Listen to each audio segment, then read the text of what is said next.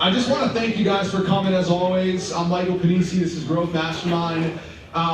We do this on a monthly basis for those of you who have not been before, and we really are really excited to have you all here. Today in particular, I don't know if you realize this, but we're competing against Gary Vee and a couple of others. There's another event going on, so the fact that we have 350 plus people here, I really do appreciate it. In regards to, a lot of times people ask me like, what is the past sessions, like what have you had, and are they available? I want to just run through, I just uploaded Real Estate Partnerships. Amy and Ben, they did an awesome job a few months ago. That is uploaded to the YouTube channel. I'm going to give you the link to that in 2 seconds. I uploaded AI-powered growth. No, that is not me, but it's the AI version of me, and that's how awesome AI is. So that's a session that if you haven't really kind of jumped into AI at all, you get to make yourself beautiful. I uploaded the session with Cyrus Mosheni, awesome producer on the West Coast. He came out last month, did an amazing job, so that one's up there. And then finally, Agent to CEO, my buddy Juan, who did an amazing job talking about how to staff your business and actually run it like a business. So all 4 of those are up. For those of you who have never been on my YouTube channel, it has all of the content that we've been doing for a long time now. So, QR code's up there. I'll put it up later in the show, but, just so you know, it is available to you. All right, so I also want to talk about next month. I know sometimes we get to the holiday season and things slow down. We are doing anything but. We are definitely going to be bringing it for the next 2 months and then into the new year. So what does that mean to you? I actually have, first of all, for those of you guys who have seen him the first time, he came out years ago, Al Garcia did, I would argue, probably the best growth mastermind we've ever had. He was amazing, and him and I were down in DC. I'll tell this a little bit in greater detail next month, but him and I were down in DC earlier this year, and we're walking through the monuments, and we had this conversation. He's an Army Ranger. He's like a man among men, and he basically, as an Army Ranger, he has this rich history of the country and of leadership, and he actually taught Army Rangers. So me and him are having this conversation about real estate and life and all this stuff, and it was one of my favorite conversations I may have ever had in my life. And I looked at him and I was like, you need to do this at Growth Mastermind. You have to do this at Growth Mastermind. So next month, he's gonna come and do that. I would strongly encourage you, clear your schedules. It is definitely worth it.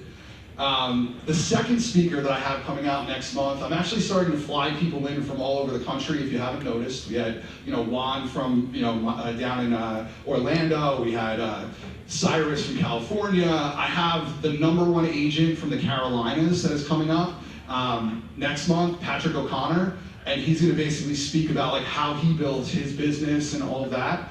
Strongly encourage you guys to make it if you can. The next thing I wanted to talk about is just to introduce Rob. So many of you guys have heard the headlines and all the crazy stuff that's going on in real estate right now. I'm sure you're all kind of eager to hear what Rob has to say.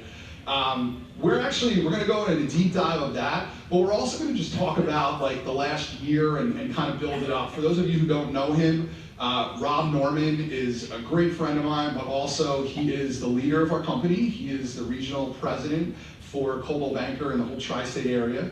And just a really brilliant guy, brilliant leader, and somebody that I know and trust. So Rob, without any further ado, come on up. So we're going to go into a lot of different directions here. Let me just throw this down. We're going to go into a lot of different directions here, but I wanted to start not necessarily moving forward in the future and all that's to come, because we're going to get there. And by the way, I'm sure you guys have questions. Think of your questions, whatever questions come to mind, kind of jot down in your brain, because at the end we're going to do a Q&A. All right? Now you're really in the hot seat. All right, so the first thing I want to start with is I wanted to start actually in the past, not the future. So what I did in preparation for this is I actually went back and I looked in the archives of the last time you were here. And coincidentally, it was September of 2024. So, just about a year ago. But the interesting thing for those of you who don't recognize it or realize it, that's when everything changed, quote unquote, in real estate. We had the lawsuit that came out, we had the settlement that came out, we had all these changes that happened with buyer agency agreements. And then we were doing, Grow Mastermind, we were doing like every month was another session on something related to that to kind of keep you guys up to speed. And I know your managers were doing the same thing. We're all on the same page, like in alignment, trying to make sure that we conquered this change, so to speak. So you came and you did an awesome job of just explaining what it meant to you, but here we are, call it a year later, and I'm curious, what observations have you had? What do you think about the last year and all these changes? It's funny, when Michael had asked me to do this, or I think I volunteered to do this one, I had thought about it and I said, I seem like I only come in when the sky is falling, when there's something going on. And honestly, I probably do, because I do have some of the best leadership team there is in the real estate business. You don't see me as often in your offices or out as much. I go as far as New York, New Jersey, Pennsylvania, down into Delaware. So I don't spend as much time in the offices as I used to in the past, because our vice presidents are awesome. Your managers are awesome. I got Dan Mancuso back there who holds down the fort from the legal side. So I really don't get as invested into this as I do because Michael does. I mean, I said this just a couple minutes ago in the back. If you know Michael, and that was a great introduction for me, but if I had to introduce Michael, like his superpower is this, the ability to get in front of a crowd, tap into what is a timely topic, make it energized. I always say the humble brag is also one of your super talents, but the ability to say like, I've done this, I'm doing this, I'm kind of smart, so you want to listen to me. I'm sure that's a backhanded compliment. It is, but so I don't need to. But when a situation like this does come up, I do tend to like kind of like the groundhog, come out of my cave and want to just kind of calm things down. So yeah, I decided that I was going to look back a little bit and see what changes happened. I like to look forward, not backwards. It tends to be like I look for what trends are coming in the future, how do we get to where we need to be. I'm sure you're going to touch on some of that later. Michael and I also didn't prep anything for this. I really want this to be off the cuff and off the top of the head. So we did well coming into last year. I think I said to you all, the sky's not falling. This is like my 15th. The fax machine was going to be the end of realtors, and the internet was the end of realtors. Then the Zillow was the end of realtors. Now buyer agency is it's not. I think you've all proved it. Some statistics that I looked back on, and I get these updated every month, and some of the things that I look at is our average, the average commission rate for the agents is about flat. I can point out some things that were good and some bad. Our listing side, the listing agents in this room, and probably the ones who are not in this room as well, you actually grew your average commission rates. Our commission rates are up about 0.7, or about 7 basis points up year over year on the listing side due to that change. And I think that's just because we got better at going in and just saying, hey, I charge 3% or 4% or whatever it is. So we saw an increase in listing side commissions. With listings being up 7% year over year and our average commissions being up 7 basis points, you all did better year over year. On the buy side, however, I noticed that we got a little weaker.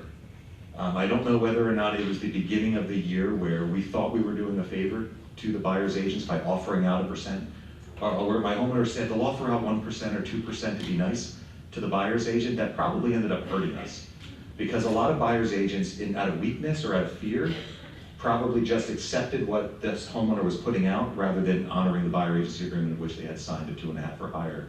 So I think we probably got better out of that coming, because I've noticed that gap is closing a little bit as the year goes on. But I will say, so our average buyer commission rate is down about 2 basis points. So for those of you who are buyers, I mean, there's definitely an opportunity there for us to kind of really look at that, sell your worth in that buyer agency agreement. I want to talk about that a little bit further later, but position yourself a little better, have the confidence to realize that you still offer something to this transaction and hold that line. I think that's one of the things I've noticed. I want to touch upon something because, we even kind of evolved, and obviously this is a moving target for all of us, and we were trying to figure this out. And I just think about back to a year ago when we were having these conversations, one of the things that we kind of put out there to all of you is, all right, well now you're gonna have to reach out to the other side and ask the listing agent, what are you guys offering, and all that kind of line of thought. Don't do that. Literally don't do that. That's actually the opposite of what I would do. It's irrelevant. It doesn't make a difference what they're offering because you have a signed agreement with your buyer, And so to me, like my whole line of thought today, and what I've been preaching to any agent that is curious to listen, is don't call and ask that, because then if you do that, now you gotta have this awkward conversation with your buyer and like, oh, they're only offering out 1% and we signed for 3% and like, all that. You don't need to do any of that. Just write into your contract 3%, because that's what you have signed with your buyer. And I think the more that we do that, naturally we're seeing that gap close. And honestly, I think it does come from the mentality of us as agents. I still think there's a group of people, and maybe it's that they're not long-term, or maybe they've gotten in, or somehow along the line, we've devalued what we bring to the equation when it comes to the transfer of ownership of a property, especially as the prices go higher. The fact is, at the $250,000 to $500,000 or below price points, we're about flat with what we were charging in the past. It's almost as if you don't mind asking for 2.5%, 3% on less than $500,000 transactions. When you get above 500, and in particularly 750 to $1 million, it's almost like there's a fear. That is down the largest. I think it's almost 12%, 12 basis points down. It's as if that's the biggest, and this, by the way, it's also our sweet spot of sales. It's the largest percentage of sales we have. 750 to $1.5 million is about 28% of the transactions in our company. It's also the part where we take the biggest hit on average broker commission rate. So if I can give you any words of advice, don't discount your fees, know what you bring, and honestly, at some point today, I want to encourage you all to own your transactions. Like if you don't feel the value you bring is worthy of that fee to those people, then add more value. You control the value at which you add in the transaction. You don't just have to open the door, write the contract, and disappear. You can add value to that transaction before and after the closing to warrant that if you're feeling uncomfortable with what you are charging to the transaction. So, I would say if you find yourself uncomfortable asking for that buyer agency fee for that price point, that's not a market-driven activity. That's a personal decision of yourself, and it's probably a lack of value. Like a lack of value, always is like an imposter syndrome. Like you don't think you're worth it, you're doing it, but you don't think you're worth it, you are. And if you don't think you're worth it, talk to a manager, go to education, go somewhere, and learn how to add value to your own self, because your consumer will see value in that. So at the risk of being cliche, how is the market? Because you talked about the last year, but obviously we have seen some changes, market-driven changes, and you're seeing it from a macro perspective that everybody else is not. It's funny, I was going to use my Tom Ferry to be cliche. You have Tom Ferry fans in the room. Like it depends, are you buying or selling? I have the standard answer for what how's the market going? Well, the market's very interesting right now because it depends on where you are in the market. I recently sold a house in South Carolina that I had had for about 15, 16 years because they tend to follow Florida's market by about 6 months. Florida's market right now is very weak. The market's not as strong as it is, inventory is building up. Lots of reasons, insurance, people moving money, tariffs impacted them largely down there. Construction, if you think about where their largest market came from, and also insurance rates are through the roof for any coastal properties. So you're seeing it in a very diverse, the Northeast, and I would say Northeast defined as like New Jersey through New England, is still in a very low inventory market. We're still seeing kind of a rut in units going down, while other areas of the country are starting to see a buyer's market pick up. Carolinas, the Midwest, you're starting to see inventory start to build. And by the way, building an inventory is not a bad thing. It's going back to a balanced market. I think, what was the auto report saying this year? We got about 2 months or less of inventory in the market. That's not a balanced market. That's still a seller's market, especially with interest rates where they are. So how's the market? It depends. If I was a seller, I would start thinking about selling now. The conversation with your seller, because you don't want to be the person who misses the peak of the market by a couple of months, and all of a sudden the inventory is starting to build back up. It goes back to a buyer's market, and you missed your opportunity to hold the leverage in the negotiation. I know we're going to get into industry-defining headlines and all that kind of stuff, but before we get there, I think that we should start internally. And I'm curious, you know this better than anybody here. I've seen some very significant changes internally this past year, restructuring and kind of refocusing, redefining, however you want to call it, a lot of the divisions within our company. So I think we should start with education because ultimately, I remember, I'm not going to name names, but years ago I got interviewed for a position external to Coldwell Banker and Anywhere, and I asked them about the education department, and their response to me was, "Oh, well, that's why we're hiring you." And I started like, "What do you mean? I'm not the answer for education." So No.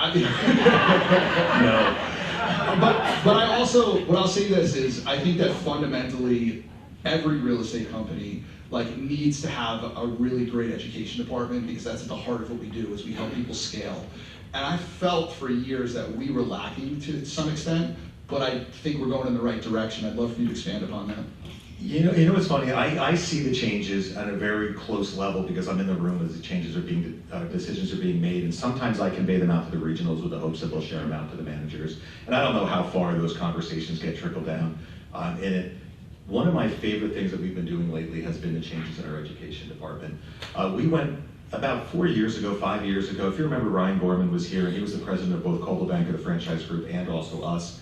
The Anywhere Advisors, our small company-owned brokerage, small, 50,000 agents of smallness.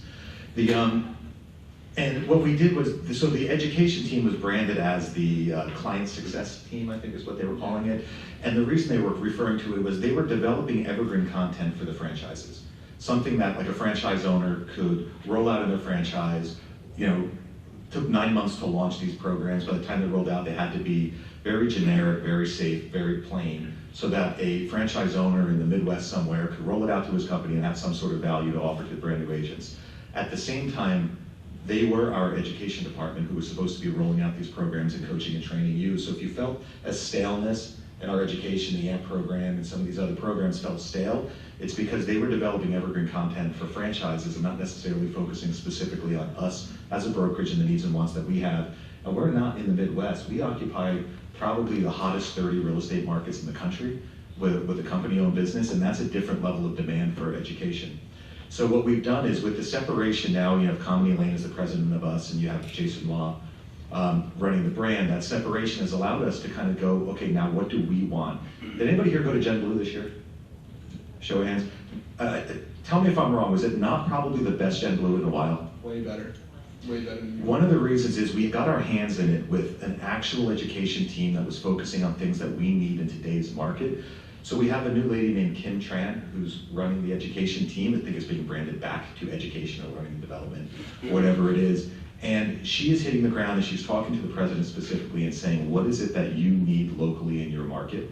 And how would you best deliver it? They don't care generally in evergreen content that's safe across the country for years, but rather what's meaningful in today. And I actually sat down with her, we've been meeting once a week, and with the help of the regionals and the help of your managers and the input that you guys are giving up, and really talking about what is it that we need. And I think back to that coaching program we had, which was a lot of a need for constant change, quick action with what was going on in the market, artificial intelligence, social media.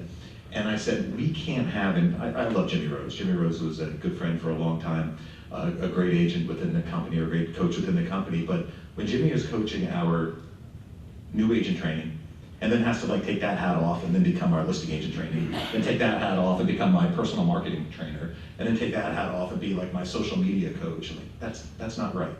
If he was that good at all of those things, he would be an agent, not training agents, right? So we looked at it and I said, we talked about having specialists whose job it is to be current, relevant, and experts in their field. So what you're seeing now is a turnover of our education department into specialists that are current and relevant so that we can shift on the fly and impact changes quickly within that department, not be something that's safe and released in 9 months, and by the time it's released, it's already obsolete. So if you haven't attempted to try any of these new education classes or go to these masterminds or go to some of their online training, I urge you to kind of re-engage with the education team. It's not your parents' education team. It's not the education team when I first joined the company 25 years ago. It is different. It's faster. It's still in the works. They just hired a new director of education this week. I think it'll be announced. The person was a vice president in the Chicago market. So there'll be actually 2 Chicago vice presidents now leading the education team. But they are in offices, they've sold houses, and they know what needs to be done locally and current. So I do love that rebrand. That's right. Yeah, she was a 30 and a 30. Actually, I'll tell you a quick story, it's kind of funny. So years ago, prior to Growth Mastermind, I think we called it Brokers Open. And I remember, we get this new edict from above that says anytime you're running any type of education, you have to get it approved by the powers that be. So I put all this PowerPoint together, everything that I would normally do for these sessions, and I send it in, and I hear nothing, and I hear nothing, and nothing, and nothing for weeks. months. And so I say to Rob, like, we're approaching one of these sessions, and I was like, I sent this thing in weeks ago, I didn't even get an approval. And he was like, just go with it, like, they're still trying to figure it out. 9 months later, I got an approval. I was like, I started laughing. If you've worked with me in the past, you'll know I'm a strong believer in ask for forgiveness, not permission. And as long as there isn't a video camera in the room, everything's okay. So, we'll move quicker here in our market than they can move in a lot of other markets. I will say this though, and this is to kind of promote the change, is Rebecca, who's now helping to run this, she's a friend of mine, and I mean, the content that she's been putting out and what, who she's been bringing in, even from a management and leadership perspective, trying to get people to understand the changes going on in real estate and get up to date, it's been really great content. So lean back into that. I have not said that for years, rightfully so, but I would suggest you lean back into it today. All right, so you touched upon something when you were going through that, and you said kind of let's call it the separation, for lack of a better word, of brokerage and the brands. Talk to us about that, because I think that there's significance there. I don't know where you want me to go with the separation of the brokerage and the brands. Well, that's not, go ahead. It's not as loaded as you may think. I feel like he's inching his way towards the Compass question, of which I'm not supposed to say too much, but I will. That's not where I was going. Okay. Where do you want me to go with the... Well, I just think that, education's one example of how they're separating the affiliates from, the brands once again. And I'm just curious, are there any other examples that you can see? And if not, if that's okay, because we haven't prepared for this, this is on the fly.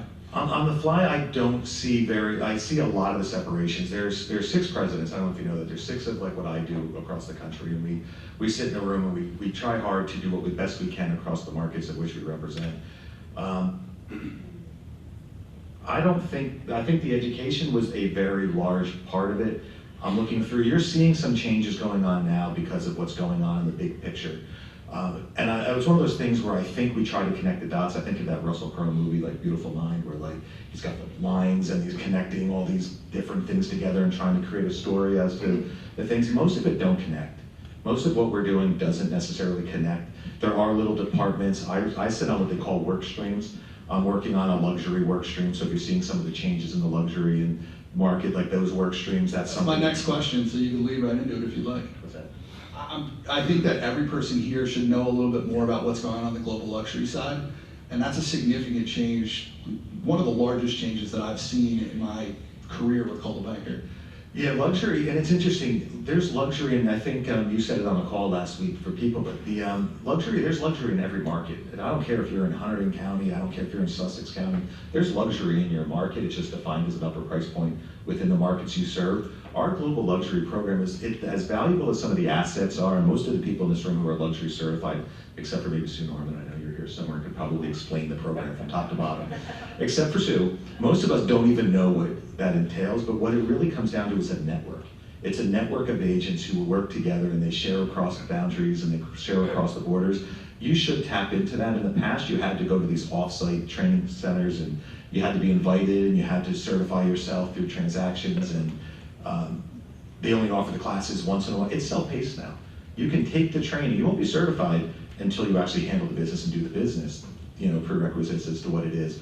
But having the knowledge and tapping into that network is going to help you get to that market better. And I can tell you, of our global luxury certified agents, if I have 400 in the company in New Jersey, of them, there's probably 1,200 who are eligible to be certified. There's probably close to 2,000 that have met the requirements. They just haven't done it. So I would talk to your managers afterwards, find out there is additional level of branding, there's the ability to network across those boundaries. And I just came back from Boston last week where we had an event up in Boston for luxury. And one of the best events. The people in that room come from all over the world. There were people from Turkey, there were people from California, Ryan Bruin was there.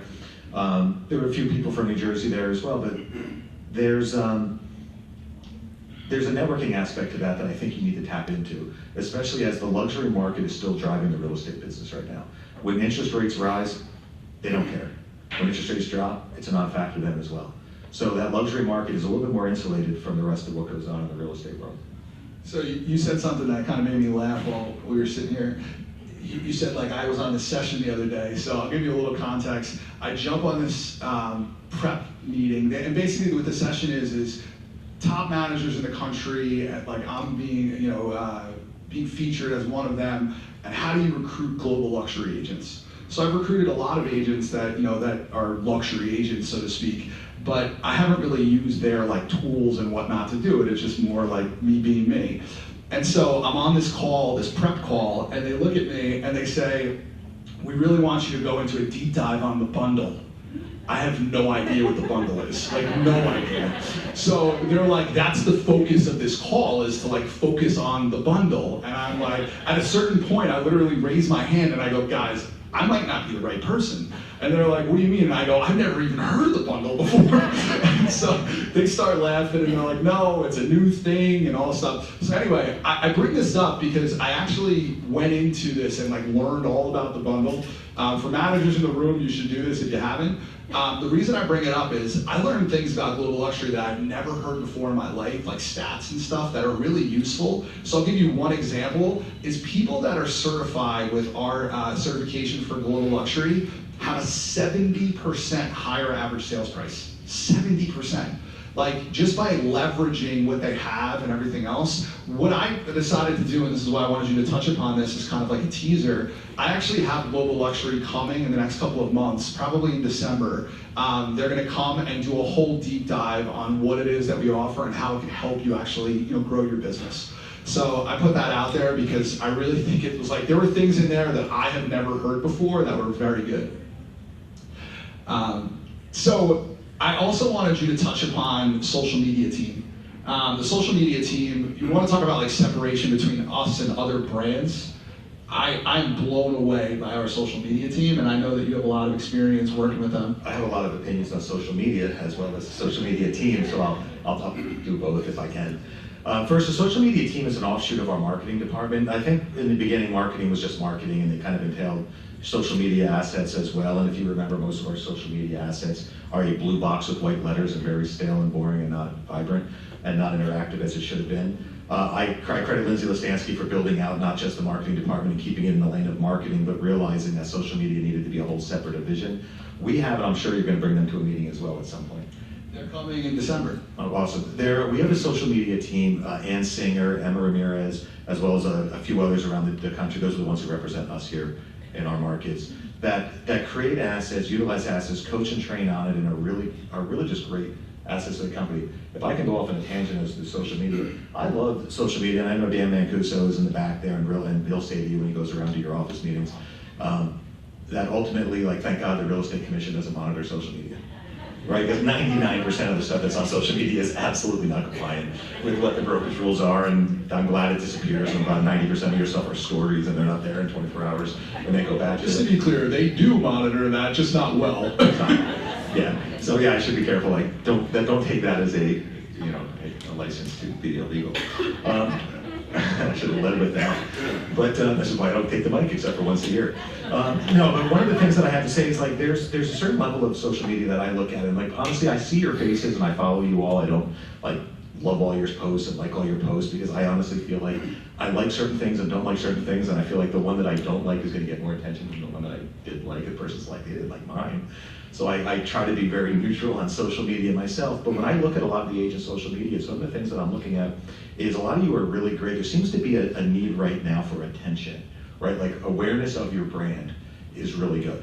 People are doing things, I mean, I've seen more dancing and TikToking and things going on that people are well known for who they are and their influencing style, but I don't necessarily know if it defines who they are as an individual and what it is that they actually offer in a transaction. I think we go back to that conversation I had earlier about sensing your value. If all you're doing is getting attention and maybe getting in the door, but you don't still have a value proposition to back up what it is once you get yourself in that door, I think you're doing yourself a disservice. I know that they're probably telling you here's content. I've seen the same 15 tips on what to do if you're thinking of selling your home from 15 different people. And that's great. Whoever has the largest profile, the largest following will get more attention. But at the end of the day, if that's all you are is a recycling of what those same talk tracks are, and you're not adding deeper value, I think you're probably still doing a disservice. I think focus on your brand, focus on what it is to control your transactions, focus on interacting in a way that is true to you. I'll say something that's not, I won't be polarizing as I say it, but I'll say something that I know I can piss off half the room and half the room will love me. Easily, all I have to say is the word Trump, right? Like, oh, there you go, half love me, you're half are gonna hate me. If you're that passionate about anything political, you're turning off half the audience and half to the same tune. Now that's okay, if you're so wealthy and you're so busy that you don't need 50% of your sphere to like you, I have never unfollowed as many people as I have this year. Right? I'm not political, by the way. I am probably straight down the middle of everything. There are things this year where I finally said, I'm done. I don't care which side, if it's bad, if it's ugly, if it's divisive, I don't want to hear it. I only have, what do we have? I'm 50-something years old. I'm going to go around the sun 20 more times if I'm lucky, right? Like, I don't have time in my life to wake up every day and see negativity and like shit on the internet. Like, but if that's who you are, that's cool, because there are a group of people who love that, and they will follow you and they will like you. But I judge agents or bots. Yeah, they have them might be. But my point being, but I judge the agents, and trust me, I am a regular person. The regular people are judging you based upon your interaction on the internet. If everything offends you, I can only assume that if I get into a real estate transaction with you, it's going to be offensive and ugly and fighting and negative. If you're if you roll over and just love and happy sunshine everything, I'm going to be like, oh my God, I don't want to work with that person either, because everything is happy and sunshine, and I'm not even that happy and sunshine. I think there needs to be a level of authenticity to who it is that you are, but you also, if you're using it publicly and you're using it as part of your brand, and you're not, like me, some of you, I apologize for not accepting friend requests for like 11 years. I think I have some back. I have 2 profiles. One of them is raw professional, where I am very much professional, and the other one is like personal. And I don't know what my college friends are going to post of me from back in the day, and what my family members are going to post. Like, it's going to be that picture you just took a minute ago where I have like 8 chins and no hair. Like, there's parts of that I don't want public. So I actually have separated myself, because I don't ever want somebody to make a judgment of my professional abilities as the president of Coldwell Banker based upon something I did when I was 22 years old in college. It's true, Rob judges me all the time. I judge him all the time. The rapping. But like, so I just say this. So I love this. I love social media. It is going to be the big part of it. I do say be true to your brand, but even if it is true to your brand, be self-aware enough to know that, like, while you're building a following of certain sorts, you might also be doing that. And if you don't know the difference, just talk to each other. I love the collaboration that is going on. I love Coldwell Banker for the fact that there's so much collaboration. I look at my Bergen County, my YPN, and some of the people who are doing it. I love that when an agent in their group lists a house, they share it. They're in multiple videos together. They realize that through group promotion and collaboration, they're actually raising their own awareness. Josh Barris isn't in the room, but when Josh Barris lists an $8 million property out in Alpine, and I see it shared by a luxury agent in Princeton, like, yes, you're sharing Josh Barris is a great agent in luxury in Bergen County, but you're also building your own credibility that you work for a company that can represent properties like that. So I love that cross collaboration, and I'm going to go back to the last point. Our social media team is doing that. They're putting a lot of social media content out that allows you to tap into successes and values that are happening in other areas of the country or around the world that is shared locally, because you don't have that ability yourself to necessarily post it about you. It's still about you, even though it's not about you. So tap into that, and I think that's it. I'm actually going to tie it back to exactly what you just said, but one of the things that I'm seeing is the combination of the social media team and the global luxury team. That combo has been really successful, because there are people, and you actually said this to start with when I asked you global luxury. You said first and foremost it's a network. And I think that that's what we've leaned into more than anything that has been really powerful, is the idea of building a network where you're building relationships around the world. And then as they put out this content, you're able to then put out similar content or share their content, and that builds you, in your own marketplace. Leverage the brand, leverage who we are, because it's going to help you in your business. I know we're going to creep up on that point down the road where you're going to ask me the questions about what's going on in the future. No, I'm not going to do that at all. But one of the things that I will keep saying, and I'll say it and I'll precursor to it now, because I'm supposed to say like very limited, like I have to talk track, but I'm never going to stick to it. One of the things that our value is, it's our culture and our network and our brand. It's like what makes us attractive and what they want through all of this is what we offer in this room. It's not our technology for sure. It's not the fact that we, we provide Canva, it's you all. It's the fact that we have a culture and a network of agents who collaborate together and work together and network together and share with each other. Like, this network is something that no other real estate company has figured out, how to do this. And the fact that we're all from, 38 different offices in this room that drove from all around the state of New Jersey, but are gonna sit here together, break bread together later, share with each other, celebrate each other's successes, which we're gonna be doing this weekend, twice. That's a culture that doesn't exist in a lot of other real estate companies, and I think ultimately that's one of the biggest values of us as a company. So I'm going to get into a little bit of an insight that people here might not realize, and it's something that I actually very much appreciate about you as a leader, but it also speaks to this bigger picture of where we're going as a company and kind of the bumps along the road.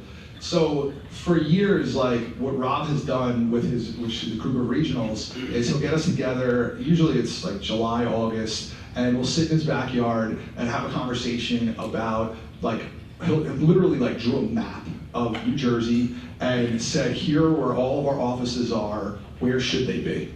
And who should be leading them? And we're just these are pretty intense, loaded conversations to some extent. They're all friendly, but the reality is we as a company have made some important changes about, everybody in this room probably has been impacted one way or another in terms of the brick and mortar plan. And I can tell you, I'll tell everybody here, I'm for years, I've been staunch, brick and mortar, I love how we are as a company. I think it's crucially important to have boots on the ground locally and all of that. And that hasn't changed, but I will give you credit because you have changed my mindset on certain things, and the largest of those things is this idea that we could get smarter about what our brick and mortar plan is and still be in growth mode. So explain that to everybody. I did not know we were going here. Okay. So, yeah, I do. I sit in my backyard and I bring the regionals, and I don't know if Al's in the room, but usually the day starts at 9 in the morning and he starts pouring drinks. He knows it's going to be a rough day. Tequila helps. The conversation usually stems around the fact of I do an imaginary real estate company, and I say we have a certain amount of money, and what we're going to do is we're going to sit there and we're going to invest and start our own business, just the 5 of us. Name the towns of which you want to put our offices. The first office we're going to open is where? And I won't say where the picks are because that's irrelevant to the conversation, but we usually get to about 10 or 15 offices deep before it starts getting we have to think.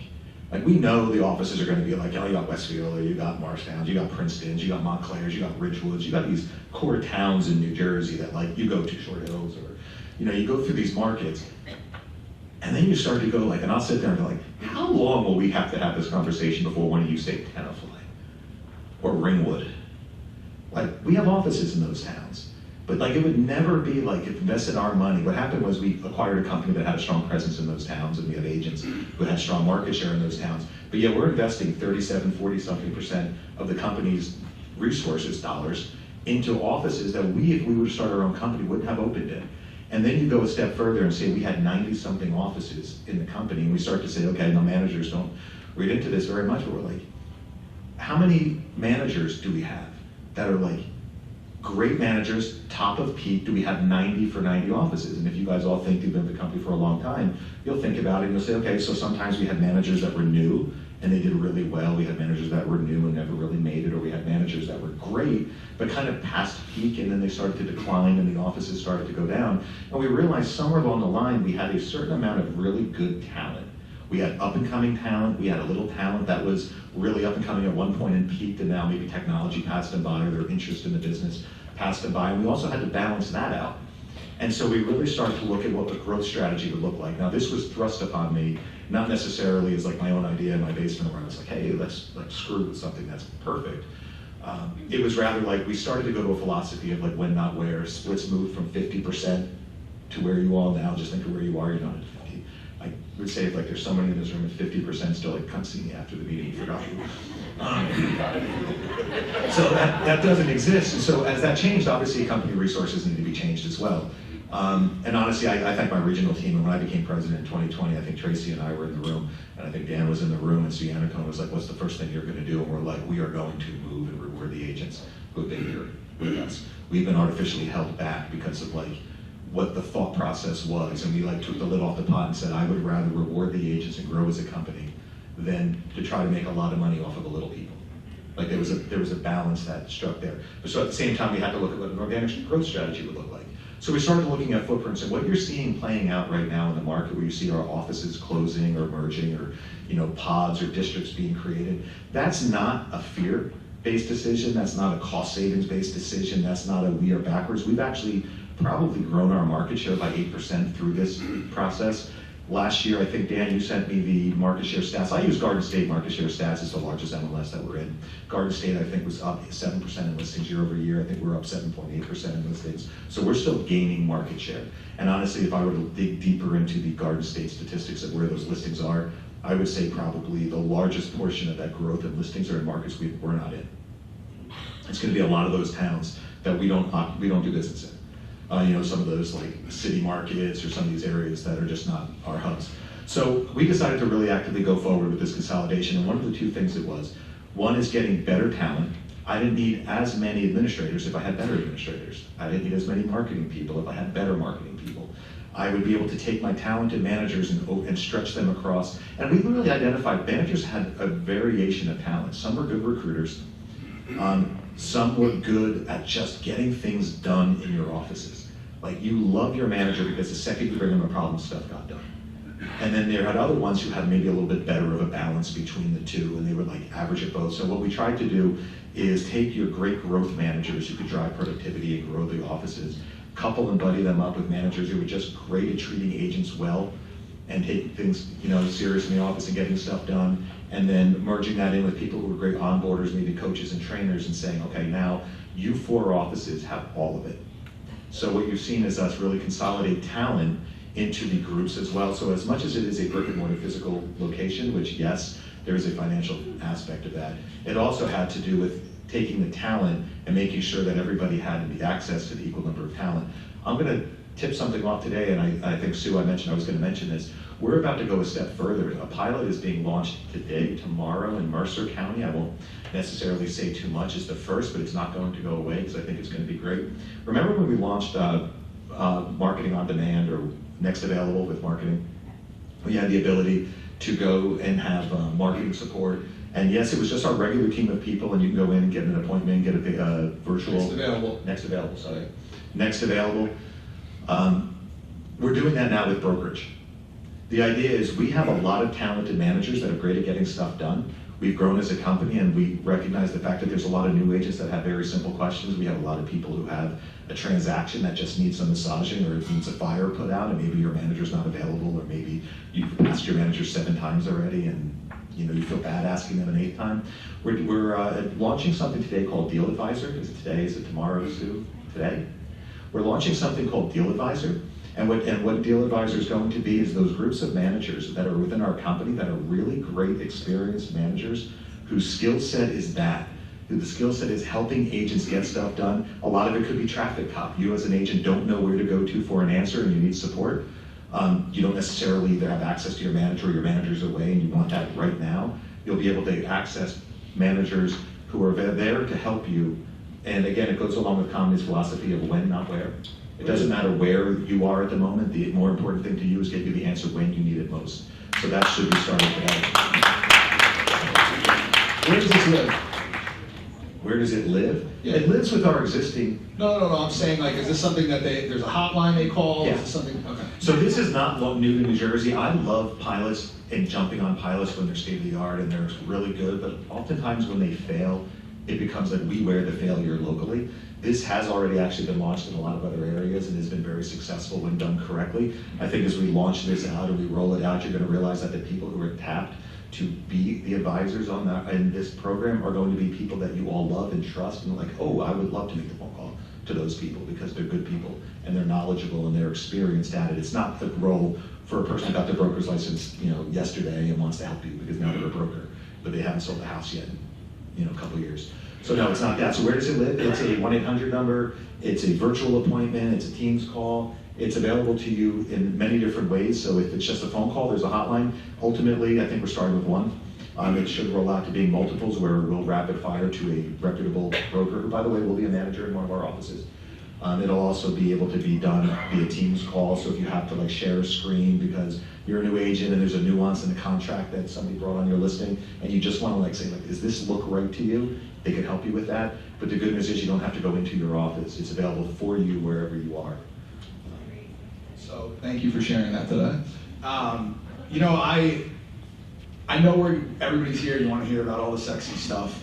We're gonna go into a topic that might not sound so sexy first, but I actually was really like kind of blown away by the conversation you and I had the other day in regards to legal assistance. And I know everybody in here is like, ugh. But here's the thing. There are a couple of like talking points, so to speak, that you brought up to me in regards to legal assistance that I was like blown away by. The first that I want to talk about is Section 8. And I gotta be honest with you, you take an extremely harsh position on it that I love. Talk to us about that. So for my Bergen County people who may have heard a little bit, I came back from our Bergen County meeting and I said to Michael, like, you know, we were talking about something and I was like, I know, I don't spend like a lot of time talking about legal stuff and it's not fun. It's not my favorite topic. So first off, I'm gonna tell you the basis of our legal assistance program. It's probably the most undervalued program we have within our company. If you haven't used it, thank you. When you use it, you're gonna realize that like you get to unload your problems onto us. We take your problems from the day your problems arise till the day we solve your problems for you, and you go back to doing business. Anybody who's dealt with a legal issue not with us understands how important that is. And I was about to say, if you go to another company, if you go to one of these virtual companies or a place that doesn't have necessarily a structure the way we are, you get sued, you lawyer up, you defend yourself. Somewhere down the road, if you get found guilty and you get fined $100,000, you pay your deductible, your E&O insurance will cover whatever it is as long as it's not fraud, usual way of doing it. For us, it's like, you get sued, you hand your lawsuit to me, I act like I don't know what to do with it, and I give it to Dan. Thanks, Dan. And we get on calls, and we lawyer up, and we pay the attorneys, and we resolve your issue, we pay your stuff. I don't want to make this like, hey guys, go be crazy and do this. We have your back, but like, you go back to work, and like, we have you. And if you never use it, God bless you, chances are the more business you do, the more likely the chances or occurrences that's gonna happen to you. So that's one of the things I say, like it's undervalued, but, and I'll go into an end-all thing, like I do have a negative that's gonna come from this, but I'm pretty extreme when it comes to the HUD stuff, when it comes to the Section 8. Dan has gone around for 5 years now. He probably has it in his pocket right now if I ask him to hold it up. He has a piece of paper that he looked in his pocket. He has a piece of paper that he's been reading from in every meeting for the last 3 years, and every time he reads through it, everyone's like, really? I had no clue. And it basically, you cannot discriminate based upon where people's money comes from. Section 8, does your homeowner take Section 8? No, my homeowner doesn't take it. What? Let me just make it, you've signed a disclosure 18 times through the course of your career stating that you know you can't discriminate. So here's my extreme, and I'll say it in this room, and some of you might love. I basically said, if you fall for that, by the way, the Section 8 testing is so bad. It's like, somebody in this room fell for this. I think they're in this room. Does your homeowner take, does your unit have in-unit washer and dryer? It does. Great. Does your homeowner take Section 8? No. Text message. They're doing, like, how do you not know that's a tester? Like, first of all, but here's my opinion and where I'm gonna take the extreme on it. I think we in this room, by show of hands, does anybody in this room not know that you can't discriminate based upon Section 8 vouchers? So, does not know that. Nobody. So here's my opinion. If you say that, yeah, thank you. If you say that or your homeowner says it, anybody here offended? We're all jerseys, right? We're all not offended by foul language. You're a shitty person. I've literally said that to my regionals. People like that don't belong in my company. Because that's what you're doing. You're discriminating. I don't care if it's on race, if it's on sexual orientation, I don't care if it's on anything. Oh, I told you to shoot a hostage. I literally told Dan, the next time I see one of these people, I want to call it for what it is. You're a horrible, shitty person, and you do not belong in our company. And we got another lawsuit. I just settled another one for $125,000. It was $500,000 last year. And I basically said, the next person, bring me their name. I'm going to publicly fire this person in front of like the world.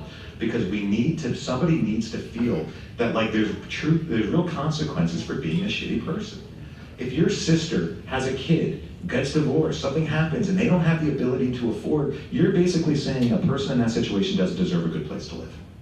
That a person going through a tough part in their life doesn't deserve a place because your homeowner doesn't want to. And I don't even care if it's owner occupied or what any of the other nuances of it. Be a good person. There's people going through stuff. And like they can pay the bills. Now you can, if they can't afford their portion of it, that's a financial decision, that's different. But do not be a bad person. So yeah, I'm very, very, very black and white on it. Don't bring that to me.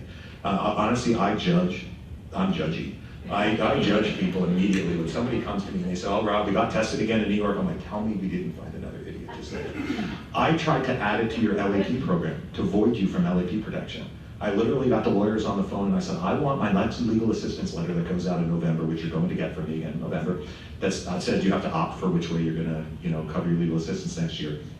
I wanted to say, I acknowledge that I cannot be a shitty person. I was gonna say fancy language. I was gonna say, I acknowledge I can't discriminate against Section 8 and all these things that you all do, that not you guys, because you all do, that people do, and that there's a whole harm list that I'm not going to cover you and I'm not responsible for your crappy actions. My thought on that was I'm protecting the company because all I'd have to do then, and the next time a lawsuit came, would be like, nope, go after the agent. Go after the crappy person who did that. Because then I'm like, well, how much of a lawsuit would be when you have to go after people with short pockets. They come after us because we have deep pockets. And if they had to, they were like, no, they're gonna sue us anyway and it's not gonna solve any problems. So all I'm gonna do is do Dan's approach, but a little bit firmer. Like, don't put me in the situation because I'm very firm on that. But yes, we did. We just settled up on, right, Dan, did we settle that one yet, or we have another one in New York that's ongoing? How much? What's the one in New York? 500,000. 500,000. And by the way, guess what happens? That protects us for 2 years-ish. We're gonna sign a piece of paper saying we won't do it again, and we're gonna put all you through training, and we're gonna sign an acknowledgement, and then they're gonna send out that stupid text again, and it only takes 1 out of 5,000 people to fail for them to do it again. Or be a photographer and sue for. Well, that's actually my next question. So I'm glad you said Phil, it. can I just mention the LAP? Because the photographer is more of a company pitch. I don't want to sound salesy. You're going to get a letter coming up. For those of you who may not have done a transaction last year, may not have done a transaction this year, you're going to get a different letter from me. It's going to be a letter of disassociation if you haven't paid your legal assistance program, because you're just as liable to do something wrong, just having sold a house. That's going to come from me, and it's not for any other reason than we're covering a lot of people who are not contributing into that same program as they should be. You're going to get an option for next year's legal assistance program. Usually you've had the option of selecting 5 transactions, and used to have and so when you get this, I'm going to save your regionals and your managers the problem of having to explain the changes. We were going through an ICR situation about 8 years ago, 10 years ago, sorry if I'm on the mic, where independent contractor status was under question, and there was a lawsuit with Weicker in the Supreme Court of New Jersey, hadn't yet been ruled on. The Sleepies were challenging the ICR and the ABC test for independent contractors. So what we have in New Jersey is a qualified sales associate agreement, not an ICA. It's a very loose agreement that says, I can't tell you anything to do. Right? I can't tell you, look, we're wearing jeans. I'm wearing jeans. I've gotten that thing. I can't tell you what to wear. I can't tell you what to do. I can't tell you where to show up. We're as loose as any ICA has been because of those lawsuits. We couldn't even charge you for your LAP or make you buy into our E&O insurance or offer you E&O insurance, because that would somehow have been deemed a violation of the independent contractor status. And while it might seem cool to be an employee versus an independent contractor, when you do your taxes every year, you would rather be an independent contractor. So we have a clause in there that allows our 1099 status to go to outside sales associates. So it was just an advance. I'm not going to have everybody re-sign it, but one of the bright sides of those lawsuits being settled is a lot of you were like, can I just put it on a credit card? Can I just pay it in advance and just be done with it as opposed to it hanging? Yes, you can. So this year, your selections are going to probably be reduced. We haven't drafted the letter yet. You're going to see an option of being like a lesser, lower price if you do it by the end of January. Take it out of a transaction, put it on a credit card, that's fine. If you want to wait 90 days and go to the end of March, it'll probably be a little bit more because you're basically asking me to finance it over a longer period of time. But the selections are going to get fewer and less. It's going to get cleaner for you, and ultimately we can utilize our desks feature of that thing. So you're going to see it. It's going to look like a change. It's called, Dan, what's the letter called? Commission something? Gross commission adjustment. It's called the gross commission adjustment. That was not violation of ICR at the time we called it a gross commission adjustment. So know that that gross commission adjustment is the legal assistance program. It's not called E&O, it's not called whatever. We call it a gross commission adjustment. That's going to be the letter you're all going to receive. Your options will be 2. I want to put it on a credit card, I want to take it out of a transaction. All right, so just know that that's what it is. Every year we put this out and I get 14 people that call me up and say, what's a gross commission adjustment? It's every year at TNO. Yeah, so just know that and So- take it back to your friends in the office. All right, we're gonna get into some stuff that like. Oh, you're gonna go to the. Yeah. So here's the thing. I want to. You touched upon this the other day, and I was like, whoa. So every person in here goes out, and you get listings taken. Excuse me, you get pictures taken for your listings, and we don't even think about it. We just hire a photographer. We put the listings out, and we keep it moving. Talk to me about what just went down with these pictures. Okay, I'm going to talk on a positive side because I don't want to be Debbie. I was in Bergen County and I was like Debbie Downer in that room. It was like I was Mr. Negative. You all suck. We get sued for everything. Like, why would you want to be a realtor? I'm going to go on a different side. I'm going to spin this in a positive way. When I said before about social media and like adding value and creating your brand and drafting your brand, I think it's so like you could go out and create your own systems, or you can just tap into some of the systems we've created for you. You want to be luxury? Good. Define your own luxury program, or tap into our global luxury program. You want to, create a team of people to get a person from listing to closing. Good. Go out and meet all your own people. You have a buyer. Like, listen, I got a title company, a mortgage company, an insurance company. We've done that for you. Tap into it. When it comes to marketing your listings, we have Listing Concierge. Again, I say this all the time. I pay for your Listing Concierge program. I know there's a fee to you. I can assure you it is not the entirety of that fee. And I always say thank you to those who don't use it, and I say that sarcastically because you're saving me money by not using it, but you're costing me money because I can tell you the Listing Concierge program generates listings for those who use it. If I said show of hands of people in the room who've put out the postcards or gotten a call or gotten another listing, everyone's hand who used Listing Concierge will go up. So if you're saving yourself $400 by not using it, you're not. You're costing yourself a lot of money by not. But one of the major parts of that is, I want to say, Dan, we settled this lawsuit for $250,000 in New York 2 years ago, 3 years ago. A photographer who was not part of our program, was outsourced, just a regular photographer that was personal friends with the agent, went out, took photographs of a listing, put it online. Apparently their terms of service, which we all just click through, like terms of service, yes, pay the bill, stated that they had the rights to change their terms of service. They licensed the photos to the agents for 1 year. After a year, this photographer went around to all their past customers, hired one of these law firms, and sued them. And the lawsuits for you, like the Getty law, the photos and all of that stuff, it's not, as Dan will say in your meetings as he's gone around, it's not for just using the photo, it's for every click and every person who viewed the photo. Make sure I become a photographer. How many photos do you all put up? 20 photos, and you've got to pay for every click and every photo of every person? 500, 255, I think it was 500,000, 250 or 500,000. We paid this photographer because they violated, the person's photos were still on a website, and I don't even know if it was their website or an aggregator's website. 3 years later, we paid the photographer. We get sued again. This lawsuit, I think, was $125,000 because the MLS, Bright MLS or whatever MLS, New York, whatever MLS they use in New York, Westchester, New York MLS, One Key, did a system cleanse, and at some point they hit the button that sent all the IDX photos back onto their websites with their pictures. Immediately, we get a call, and now they're suing us again. And did the agent do anything wrong? No. Did the agent put that photo back up on their website? No. If you weren't with us, and you were independent, there was your entire career and your family savings and your college, everything else is gone because of that. That's not covered by It is not covered because it's you hired this person outside of us. Now, am I covering this person? Yes. Am I defending this person? Yes, because this person is not only is she a good agent, she's a good person. Like, I'm not going to leave this person out there hanging, but I am going to use this as an opportunity to tell all of you, the photographers in our Listing Concierge program have all signed an agreement and a protection in our terms of service with us that states that we have the photography and the right to that photography in perpetuity. That does not occur with these other ones. It doesn't seem like much to you today, but I always say this, do something in the future yourself. Well, thank you for it.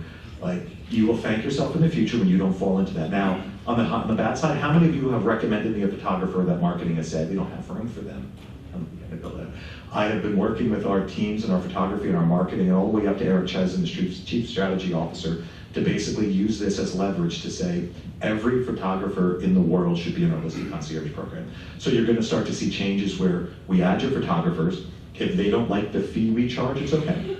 They can add a surcharge. We'll pay them X, and your photographer might want an extra $100. That's okay. You can pay through the program, but at least they're tied to our terms of service. So as you see those changes go, just know that that's the reason behind it. Everything, it is so litigious, especially in our market, that one, I make no apologies for sending you that bill for the legal defense fund, the legal assistance program, but two, I push these company programs, one, because it helps you define your brand, it helps you define who you are, taps you into our network of people who across the country, like we get a great program in California, and I grab it and I bring it into New Jersey and add it into one of ours. If you're not tapping into it, you're missing out on a large part of what our company and our network has to offer from across the country. So Listing Concierge, I still value that as probably one of the best offerings we have as a company. I thank you for not using it, but I really don't. I really think you should tap into it. 2 more touches on legal assistance, and then we're going to jump into Compass. So, quality construction. Does that ring a bell? Oh yeah. So these people might be in the room. This is going to be the fastest of my lawsuits that I'm going to talk on. This one cost $500,000. This was in New Jersey. By the way, if you think we make money in legal defense, we don't. We spend that every year. This one was a flip. The house was flipped, and I don't know if the agent could have done anything better. Basically, the person bought the home, say $1 million. They turned around. It was a flip. Agent promoted the house. It was a beautiful home. Quality construction. Blah blah blah. House goes, person closes, gets some water in the basement, they sue the builder, they sue the homeowner, they sue us. Like, what do? We have a seller disclosure statement, everything's there. The agent claimed it was quality construction and it was a flip. The agent basically vouched for the quality of the construction. $500,000. Settled. After spending $294,000 defending the lawsuit. And by the way, totally frivolous. My point is, and again, I'm not saying that because I want you all to go get another career. I just want you to know certain things that you might be undervaluing as far as the offers within what we do within our company. I beg you to value them, because any one of these things to a person outside of us as a company, career ender. Not even a career ender, it could be a family ender. It could, and by the way, bankruptcy I don't think protects a lot of this stuff. I think the last lawsuit I heard somebody say they'll just declare bankruptcy. No, because certain of these things are going to follow you post-bankruptcy. So there really is just going to be no way to avoid a lot of this. So just do your best to realize in markets like this, and there are still people out there who deem us to not offer that value and have deep pockets. Last thing I want to touch upon, and by the way, I'm doing this intentionally because I want you guys to see, from a top end perspective, what these lawsuits look like, what the actual numbers are, what are people really getting sued for? Because we don't really talk about that within the office. But understanding the litigious society that we live in and how it impacts you may make you make better decisions in your business. So that's the reason why I'm doing this. The last one I wanted to talk about is just the partnerships, mortgage title and all that stuff. What does that look like? Oh, hold on, is my people in the room? Dave is my idol. Make sure I say that.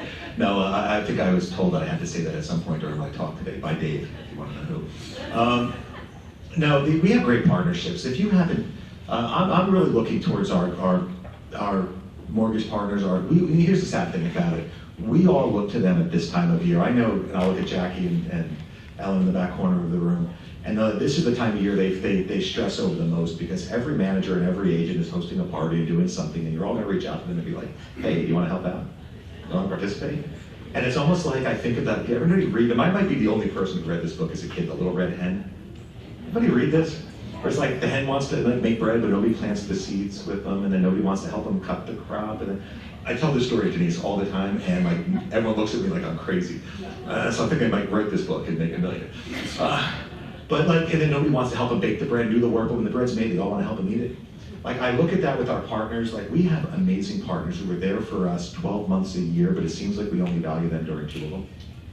I really want holiday parties. Events, maybe you get a listing and you want a broker open house sponsor, and you look at them and where were you the rest of that year? I really think we have some of the smart, if they weren't the best, I wouldn't have them in our company. I think when I became president a couple years ago, I begged Dave to stay. There was a whole transition going on, we were separating ourselves from a previous title company. There are some things by the way, you want lawsuits? Take money for title.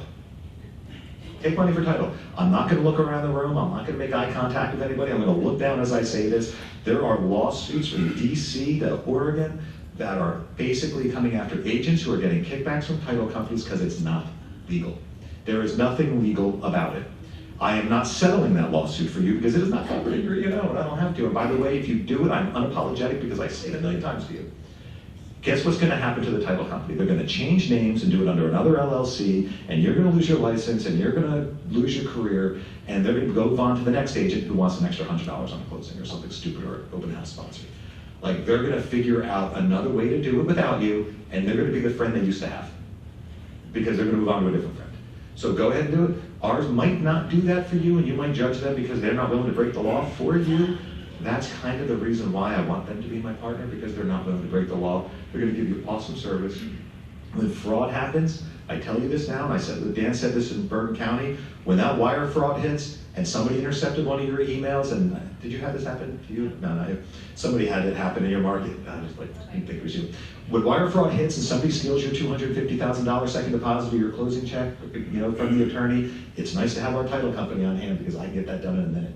When I'm chasing a title company and all the title company wants to do is point fingers back at you and say it was your email, that was hacked, not theirs, makes it a lot harder. Because that's what happens with third-party companies. Third-party mortgage companies, third-party title companies, they want to point the finger back to us. And they want to point the finger as it was your fault, not theirs, that it was hacked. Our partners want to solve the problem, get the deal closed, and serve our clients. That's more important. That's more important to me. So I am going to say that we've built a team of awesome people that I encourage you to use. I'm not going to make you, can't, rest of a violation. Encourage you to use, I don't want to get sued, but I encourage you to tap into them. That becomes your network. When I tell you to provide a brand and provide a value on social media, you have your marketing people, you have a social media person. You have Michael Alton, you have luxury advisors, you have title advisors, you have attorneys, you have mortgage reps that can help them. You have an amazing team of people to offer more than what you're offering in that $500 to $1 million price point. To yourselves, if you tap into it, you don't even have to try to define your own. Hey, John. Yeah. Dan says this, very, very, very important. We don't care what email you use. I don't want your leads. Anybody who's ever come to us, left us, and come back to us can verify this. I don't take your business when you leave. We have no interest in your personal business when you leave. This isn't like a brokerage house where we try to sell your clients. We can handle your email. When your email gets hacked, we can actually tell when and where it got hacked, go after the people, and it helps us do it. Dan said it once before, if you want to use personal email addresses, that's cool. Second you go under contract with the property, use your work one, use your CD Boots email account. That does help, facilitate it better for us to do, because they're hacking. You don't even know, half of you've been hacked. I gotta be honest with you, some of the hacks, I've seen them firsthand on what they're doing and how they're doing it. It is just mind-blowing. Can I just tell them one of the most recent ones? They sat and wait for months on a transaction. They just took an agency email address, changed the L to a number 1, which in a certain font looks the same.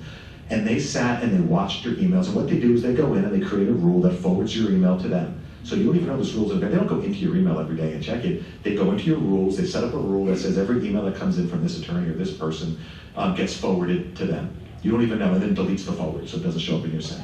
So they get the forward, goes to them. They just wait and wait, and they check your email every day, just like you do. And then the day comes with the wire instructions, and then they reply they reply to an email that is a real email, and they reply as if it's you. Real time. And they delete you, and they replace you with their little fake ass email address with a 1 instead of the L. And then they go back and they put the number, and they say, hey, please verify this wire instruction. Here's the phone number to call to verify. And then they pick up the phone. Hey, this is the law firm. Yep, that's the right wire number. They're not in some foreign country hacking you, selling you some money that needs to be laundered for the king of some foreign country.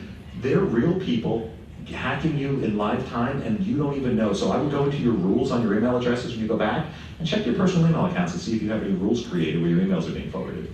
There's some simple things, but it's very advanced. It happens every day, and I thank my title partners and my mortgage partners all the time, because if you're not using your CB Moves email, thanks John for pointing that out, it really makes it harder for us to stop. By the way, we can get the money back within 24 hours. That money gets kind of frozen in a wire somewhere, and we call the FBI, we go into it, and we can freeze it, but outside of 48 hours, 48 hours, it's gone. Guess what? Your homeowner lost their sale, the buyer lost their money, their ability to buy, and what do you think they're gonna do? They're gonna sue us. This is why you wanna be with us. All right. Go ahead, off that. We're gonna get off of all of the legal assistance. Let's jump into the sexy stuff, Compass. So I'd like to approach this, and this is completely off the cuff, let's just go with it. I'd like to approach this from a couple different angles. So it's kind of like the good, the bad, and the ugly. I'm just curious, your first reaction to this, and how do you feel about it today? Yeah, so I'll share with you a lot of insight on this, and most of it's personal. Okay, first let me start with the standard line. I have more questions than answers, and I certainly can't speak on behalf of the company for anything, and we don't really know what's going to happen. So we're just going to go business as usual until the closing. Now we're doing that. I found out the day before, right? This isn't something that like we've known about for a really long period of time. I think there have been months of conversations prior. I'll say things that Ryan and them have said publicly. It's a good decision for, think about what we are, we're a publicly traded company. There's a lot of people, you walk in, you see the HOUS stock symbols and stuff inside the lobbies. If we're a publicly traded company, it's probably great for us to Pause do for it. 1 second. For anybody who's been living in a cave for like the last month, Compass merged/acquired Anywhere, which is our parent company. I should have prefaced with that. I should go into this, and by the way, I've been with the company almost 25 years. I think it's 25 years. This is probably my 5th of these to go through, so if you don't see shock on my face, this is like, we're beyond the fax machine. I think this one's like the internet. It's not going to end us, right? We were owned by Sears, HFS, I mean, Denise, God, you lived through more than I have, Sendin, Realogy, Apollo Group. We're a big publicly traded company, and who writes our checks doesn't matter. I think somebody in the South said to Al, like, it doesn't matter who writes our checks as long as they don't bounce. Like, somebody else is gonna own us. We're gonna just continue to be who we are, the best real estate company in the world, the best culture in the world that makes more profit than they do. So that's not going to change. So when you look at this as a whole, my first reaction to it was like, oh, that's interesting, because like we're the biggest, baddest real estate company in the world forever. These guys didn't exist 15 years ago. Like, it's weird. It's an upside down merger, and I think you actually see it labeled as like a upside down merger in ways where the smaller company is taking on the bigger. I will just share with you some stuff that maybe you've known and didn't know, and this is not out there. When we were spun off from Sendin, Apollo Group took us back public, we had a lot of debt. I mean, anybody who's followed our earnings report realized we're probably the most profitable and best real estate company in the world, but we're saddled with this $3 billion that just sits there on our balance sheet. So you want to know why we went from 20 to 2? It's not our inability to make money, and it's not our market share, it's not our agents. We're the best real estate company in the world. It's just that hangs, the interest on that hangs, it moves. When interest rates go up, it goes up. It's just this thing that's been hanging. And then you look at some other companies that are publicly traded, and they're pitched as a technology company, they have a higher market capitalization. And you're like, why are they worth more than us? They don't even make money. It's because they have funding and they don't have debt. And so when you look at this makes a lot of sense, because along with this transaction, then merging with us, they assume our debt. Usually the larger of the market caps survive. And that's what's going to be happening here. So what do they want from us? They want you. They want us. They want our leaders. They want the people in this room. They want our culture. They've been around for as long as they've been around. And I say this, and I'm going to say this because I'm proud of all of us. I'm proud of our managers, our regionals. They went across the country decimating real estate companies. They had SoftBank funding, and they went out there and they just bought market share. They bought. Unfortunately for us, they were buying at the same time we were not buying. We were managing debt and consolidating and watching our bottom line, and they were not bidding against anybody as they were buying. So they were buying real estate companies and brokerages, and they were growing while we were kind of holding fast because of debt. So they grew, they decimated real estate companies across the country. They got to New Jersey, and we crushed them.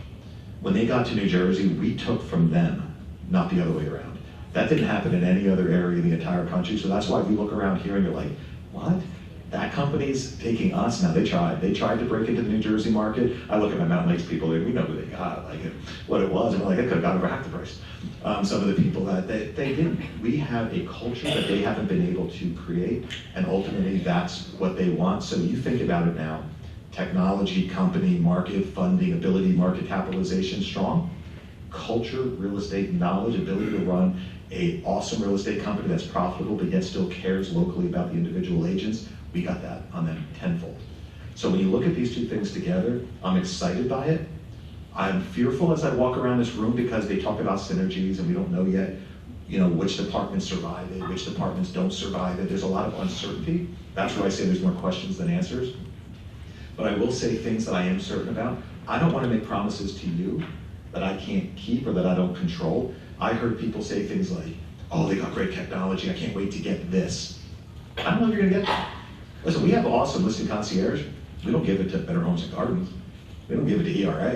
We don't give it to the franchise called the banker. That's like an us thing, right? So I don't know what they're gonna do with what, if they're gonna white label stuff, they're gonna share it, if it's gonna become the norm. So don't count on that being the thing that makes it. Just know that what they want in this is us. They want our culture. So when you ask, like, what's gonna look like with us? Are we gonna go away? No way. My directions as president is like, run the ship, steer the ship, don't change a thing, don't connect dots and say, oh, this person isn't here anymore, that must be part. It's not part of it. This thing might not close for a year. Nothing we're doing, the only thing that we're working on now is making sure we don't violate any like Hart-Scott Act, where there's too much market share becomes like unapprovable based on monopolies and things like that. But when it comes down to us as a brokerage, we're gonna run our companies, your managers are your managers, your offices are your offices, your regionals are your regionals. I just booked a President's Council trip to Hawaii, I think, for President's Council managers. Help your managers get there. They work so hard. You can help them. Ask your managers later what you can do to help them earn that. You guys can help them earn it. We're going to Baha Mar on Saturday with the Elite, which used to be a breakers trip. We're still doing it. We're planning one for next year for those. So if you didn't make it this year, make it next year. Anybody coming to the hunt on Saturday with us here? That's going to be a great time. I'm going to be a culpa. I won't be there. I'm not going to be there. My team is going to be there. I know some of you guys got really mad at me because you're like, how can you have a trip and you don't want to be with us? I do.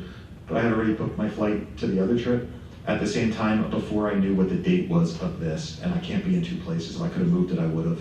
But I can't.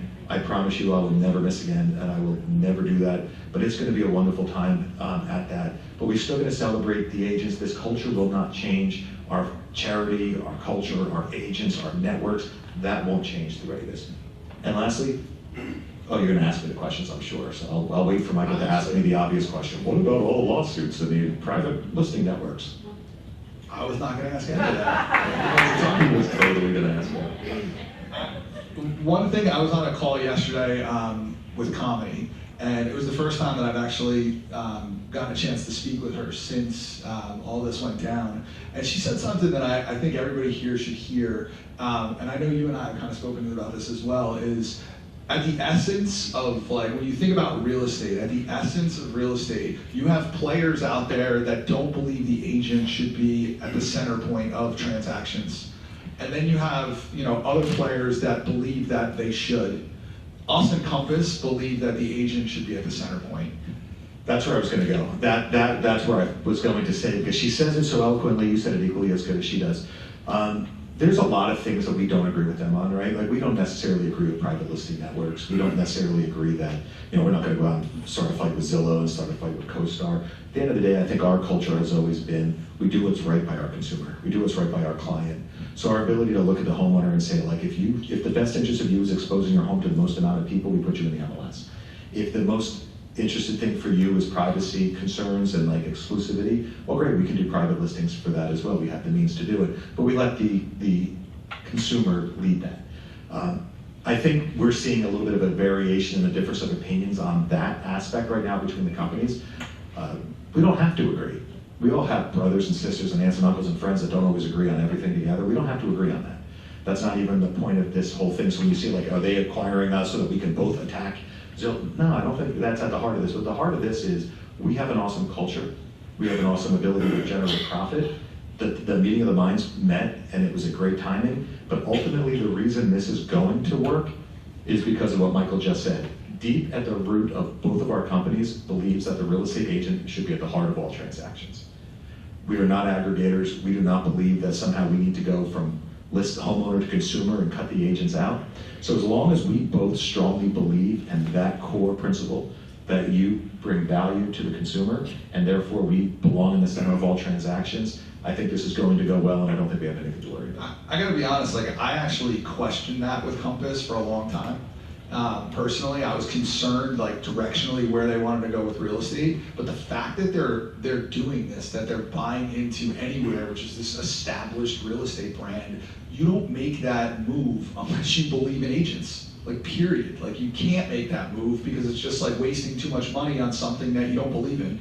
So I really think that they've proven that. Yeah, the last thing that they've proven, I want to make sure I say, is I can't predict the future, right? I never want to sit here in a couple of months and be like, oh my God, everything I said that we were going to do has changed. But I can look at past performance as an indication of what future potential could be. And I look at their acquisition of Christie's or their acquisition of At Properties in Chicago, and At Properties in Chicago was huge. And here we are 18 months later, 2 years later, and At Properties is still operating in Chicago with their existing leadership team, under their existing name, with their existing tools, resources, and locations. So if that's any indication of what's going to happen in the future, I think we have sound footing to believe that the words are backed up by actions. I won't say that I know for a fact, but I can look at what they've done in the past for those past acquisitions and say, like, that makes sense. Like, it looks like what they say is what they do. I have no reason to doubt them, so I'm not gonna be like Russell Crowe. I'm not gonna start stringing strings between, like, they have an office in this town, but we don't have an office, so we'll change name. Like, I'm not conspiracy theorying anything. I think for the purpose of time, I'm going to turn it over to all of you. So what questions do you have for Rob? It could be about a Compass acquisition. It could be, generally speaking. What are you guys thinking? Please. I'm going to run around the room. I have two very basic questions. One for the I like broker this. on call. Will they have one for like luxury agents? Because some of those problems are different than just, run-of-the-mill problems. Because I know some questions I take to Mike. That is such a great question, and here's the answer. It will be. Like, I have the ability to impact this, and I do think if we don't have something specific to it now, one or two things will happen. I'll seek out a specific person who has that luxury knowledge to best suit you, or I will put the brokers through such a rigorous training on luxury that they'll be able to answer all of the questions. Cool. And then regarding the Section 8, I actually had one of those calls recently. I handled it well, don't worry. Thank you. But the problem is, I don't think agents are trained well enough on how to even qualify them. You can say, yes, you do Section 8, but then you go, yeah, I don't know how to do it because we do NTN. On the bright side, the second you say yes, they go away 90% of the time. Like, 90% of the people who ask you that question are a tester. I have never had that question asked by a genuine Section 8 user. That question is always asked by that. Section 8 users don't ask the question, they get to the final, they're afraid that they're not gonna get the unit. So what they'll do is they'll get you all the way to the lease, they'll sign the lease, and you'll say, give me verification of funds, and then they say, okay, well, here's my verification, and here's my voucher. They're not gonna ask you on first appointment whether or not you accept that, because they don't want to be discriminated against. And there's a fear there. So if they ask you, tester, by the way, testing company, that's all they do is test Section 8. All the money we pay in fines, not a dollar of it goes to the people who need it. It goes to a testing company who hires the lawyers up and sues us. So Michael, what is a bundle? Maybe we should ask Sue. So what they did recently is for managers, they put together, they wanted all the managers to be better equipped to actually speak to global luxury and to be able to provide like the value to all of you. So for every manager in the room, they put together what's called a bundle, and the bundle is the whole suite of all of what's offered kind of like, almost like a, how do you say this? It's a training manual. Like, that's probably the way to say it. It's a training manual for managers to better equip you. But I'm gonna tell you, like, even though that's manager driven, they have an agent version as well. And I believe in December, I'm still confirming date. I know what date we have Growth Mastermind. I'm confirming which month they're gonna come. I'm trying to get them for December. But the Global Luxury team is going to come out and do a deep dive on all the changes that are going on with this program, because it's really awesome. I mean, so we will do more on that, but the bundle is specific to managers. So this is in reference to rental assistance programs. There are more than just Section 8 available, so. Say yes to all of them. Of course, but I'm wondering, is there a way for the company to maybe provide some training on what some of the different programs are, what they entail? Like, does that matter? Probably, and yes, if there's anybody in the room, like with a pen, like jot that note down. I have a good we answer can for make this, that happen. actually. I'm sure we can definitely put something together, but what I would also recommend everybody in here look into. I'm sorry, the question was, besides Section 8, there are other different programs that are available for rental assistance. And we as a company haven't really done a lot in terms of training and education on those different rental programs. So the question would be is like, can we do that? I'm sure we could figure that out, but what I'd also recommend everybody in here do, and by the way, this is a few years removed, so I believe this is still in existence. I haven't looked at it more recently, but I remember I was on the Housing Opportunity Committee for NAR. And they basically talked to us about like how to get people into housing, how do people get people into rentals and all of that. And one of the things that they recommended that we all do is become HUD advisors, and they have like HUD counseling programs. If you're interested in like learning more about those, they're free programs, and they will educate you to like the nth degree on all the different programs that are out there. You can just go on the HUD website, I think it's HUD.gov, and just look up like HUD counselor programs, and it'll teach you all about that. provide. So mine is a basic question also regarding the photography. Is there a master list on listing concierge of the photographers that are approved? I see Gina nodding yes in the back. Yes, I'm actually in the process of trying to get more, but Gina says yes in the back. How would you handle the fact that most of the Section 8 programs do not pay for realtor fee? Okay, here's the question. How do we handle the fact that most of the real estate programs and the rental assistance programs don't pay real estate fee?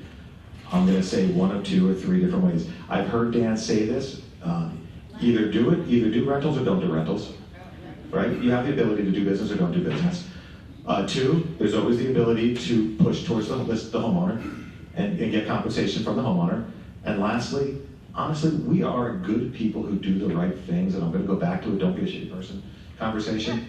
If something like this situation happens and you can help a person out, at the end of the day, you asked me that question personally, and I know that I'm helping you and you needed to go in there and I wasn't gonna get paid, I would just chalk it up to doing a good deed and helping a person out, and somewhere in the future, karma's gonna get me in a good way back. But you could go to the homeowner and try to get it from the homeowner, because that's always an option. And two, you cannot do it. You can just not do rentals. Can I ask a follow-up to that? The buyer agency, tenant agent agreement, since they can't pay it, how do we fill that out? Like compensation? You take mine because I don't have an answer. Just to be clear, there are different versions of the buyer agency agreement. So we can do a version that's like the buyer pays, we can do a version that it's just like basically like we're showing them, but there is no compensation. Listen, nobody here wants to work for free. I'm not gonna sit here and tell you should work for free. I do appreciate Rob's sentiment that like, if you had somebody in a jam and you're trying to help them out, you know, try to do the right thing. But I would push it onto the listing side, because there are other things. Sometimes you can increase the rent and get it back. There are other ways to structure it. Go see your manager. We'll get creative on how we can structure it, is the answer to the question. Mercer County can reach out to Deal Advisor tomorrow. No, I think what Michael says is right. There's usually ways you can structure it. There's a solution for a problem. Like when that problem exists, you can solve it. Rob, you answered a lot of the questions that I had about the merger. So I feel good. I didn't answer any questions about the merger. I'm sorry, you didn't answer any questions, but you've helped me stay out of a rabbit hole. Yeah, don't go down that route. I know, but is there anything that you see going forward that's going to be a wow, or is there anything about this going forward that Here's the keeps you thing. up at night? There's nothing that, well, here's what keeps me up at night. They say things, and you'll read into these press releases, you'll hear things called synergies. There's about $350 million in synergies. That word might just roll off your shoulder like, oh, we have synergies. That means Rob. No. That means me. No, I'm joking. No, what a synergy is a duplication or a redundancy. What they're talking about is like this acquisition costs X, but our companies make Y, but it could make Y plus Z, because Z is synergies. What a synergy is like, do we need 2 legal departments? Do we need 2 marketing departments? Do we need 2 HR departments? Do we need 2? So my things that keep me up at night is I have friends in this company, and they are good people and great people. And for all I know, they could be a synergy, or they could be the survivor of that, because we don't know. So what keeps me up at night is 25 years with the people, and listen, at the end of the day, Hal used to say before me, and Maureen and Ronnie, this is always going to be a people industry and a relationship business. People are going to work with you because you have a great relationship, and we build relationships. And if I have a relationship with you as I look around, you know it. And if I don't yet, I'd love to. But at the end of the day, it's about people. And one thing that keeps me up is like, I care about the people as people, not just necessarily the roles they're in. So I worry about the people aspect. What part excites me about it is the stuff I'm not allowed to talk about. I mean, I'm not allowed to talk about I would never talk about the sheer magnitude of what we as a company would look like.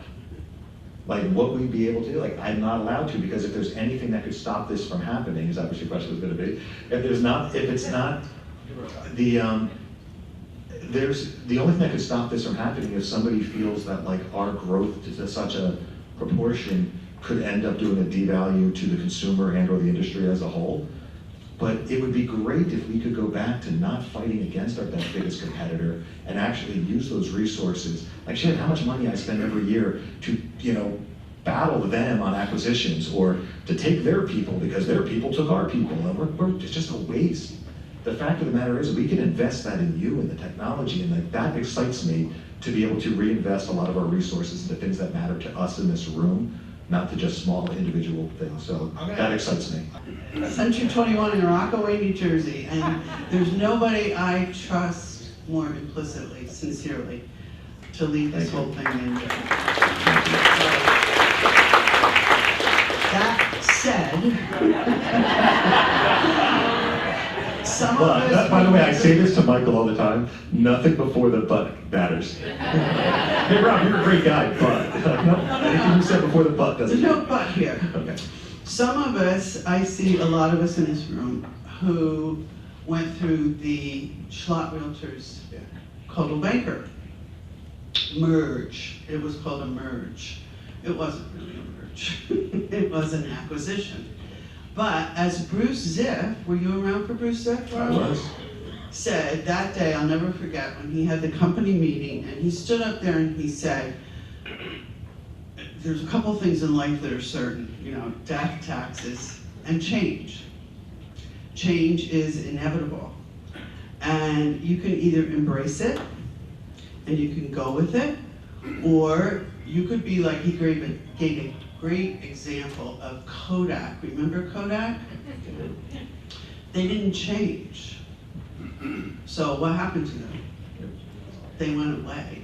It's funny, Denise, I talked about you and I saw you in the room earlier. I forgot who I was talking to, Nick and Ryan. Ryan was there or somebody else? We saw you over here, we're like a legend in the real estate business, still doing business, and has survived every one of these changes that feared us. Right. Through all these changes, and we looked over and we're like, she's still killing it. Like here she is, like, this one, But one of the things I loved most about this company, and I'll give Dick Schlott credit here, who I'm still friends with and having dinner with tomorrow night, he always said there's no commission worth our integrity. And that permeated our culture. And I do remember when he fired a Baskin Ridge agent because she discriminated with a customer. I mean, it was do not pass go. She was out, and she was a big producer. It was not tolerated. Denise, we still live by that mantra. If I ask my managers to say anything about that in this office, we're all going to be able to recite the three things. I'll get John Bradley sitting in the back of the room, right? No commission is worth our reputation. We do what with our word, John?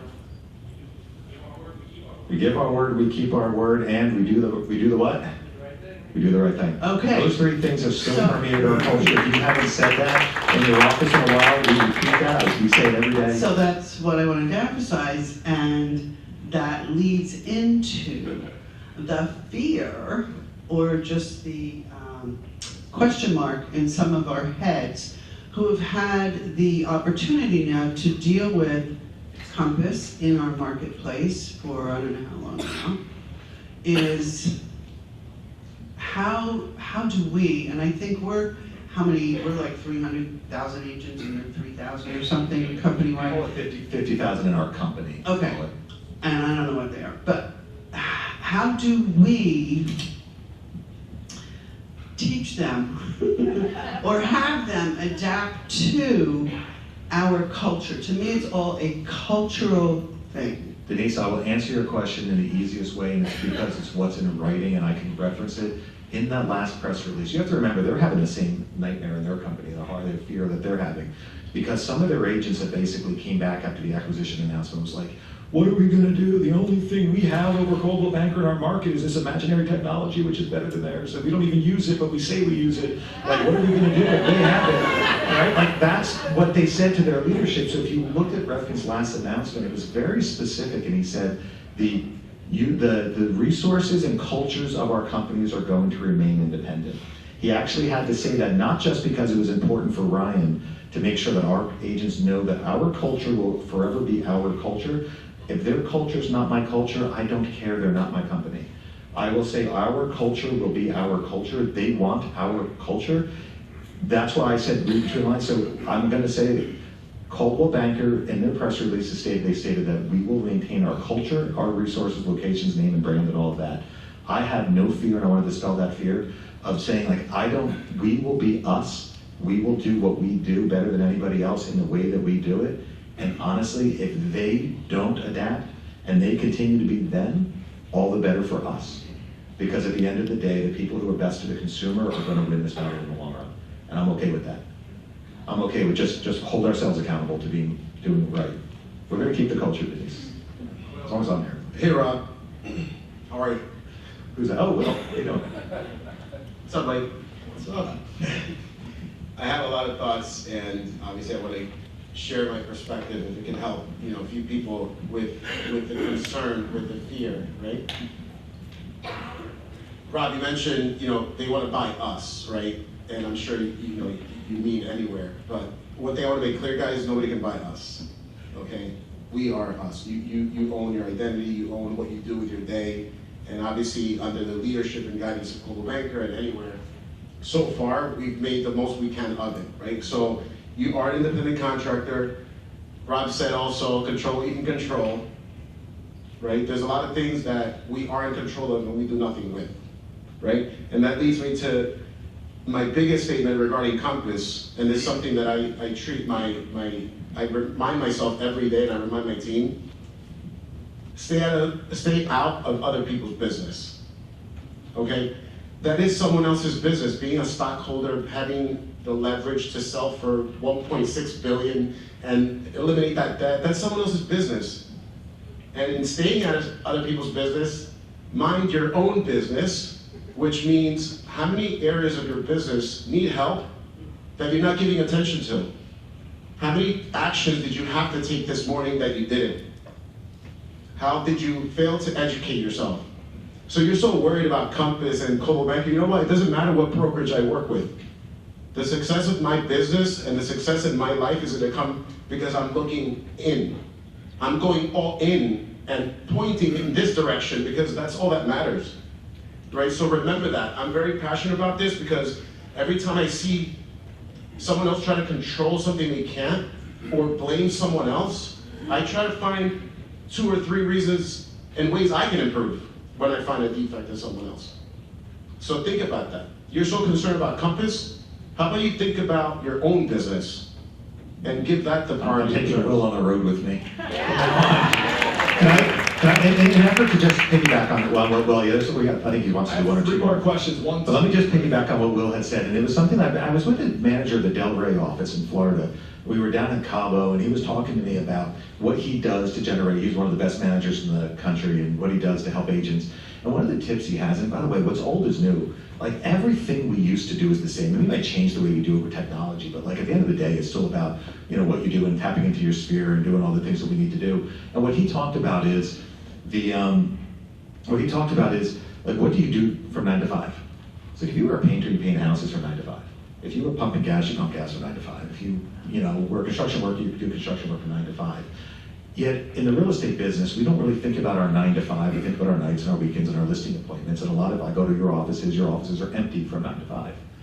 And a lot of the successes that we have personally and success in this business are not done when we're showing houses or on listing appointments. It's the stuff that we do from 9 to 5 on any given day. So if you look at your calendar this morning and you were like, well, today, this is a very important place to be, so I'm glad you're all here. But if you look at your calendar tomorrow and you have nothing on your calendar from say 9 to 11, so you're like, I'm gonna go for a walk, or I'm gonna go shopping, or I'm gonna go play on TikTok for you can do something during those hours that will generate business and touch somebody, like pick up the phone and call somebody in your sphere, talk to somebody, do something. You will find out that the largest thing, and I only look at you, Will, when I say this because I know from 9 to 5, your team is working. They are working. There's no option of whether or not you're gonna show up at his office and work from 9 to 5 or do whatever it is. He's a team leader, he can make it mandatory. But what you do during those hours of the day is largely going to impact your success and failure, and you're going to turn around at the end of the year and be like, I didn't hit my goals this year, or I didn't make Circle of Excellence because that deal fell through. No, you didn't hit it because that deal had to close for you to hit it because you didn't sell 5 others. And you didn't sell 5 others because you didn't do something from 9 to 5, 300 days a year. You only did it on the 50 or 65 days a year that you actually had something that organically came up. So if I challenge you to do anything for this year as we business plan into next year, really tap into your 9 to 5s. Tap into what you do when you wake up in the morning, have a schedule, have a purpose. Do something during that time that can aid your business. And like Billy, you said, like point to yourself and what you can do to generate it. Generate something during that time period, and I guarantee you you're successful following. I promise I'm going to give you a roadmap in this next segment, so go ahead. Two quick things, just to piggyback on what Rob said. My wife, 35 or 40 years ago, I used to cut my own grass. And one day I came home from work as an agent, and there was somebody else cutting my grass. And I said to my wife, I'm like, what the hell's going on? She's like, go sell a house. She said, no more of you. And I had one of those stupid push rotary mowers, like I thought I was cool.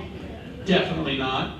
And she said, go sell a house. She's like, you make $3,000 or $4,000 if you sell a house on Sunday. Don't spend all day cutting the grass. And that advice still sticks with me. Think about what you shouldn't be doing 9 to 5. Those people aren't cutting the grass. There's no doubt about that. And lastly, the reason I came up, the Department of Civil Rights, the DCR in New Jersey, has some amazing training on fair housing and rentals, which you can sign up for, and I haven't found one that costs anything yet. They're all free. They'll email you. I get sick. I obviously signed up 6 times. So I get a pile of emails every time they have a class.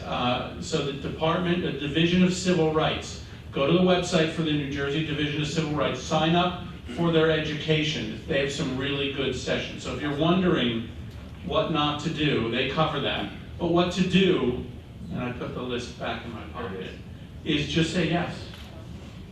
And I can go for how long? An hour and a half on that, but I won't. So the Division of Civil Rights.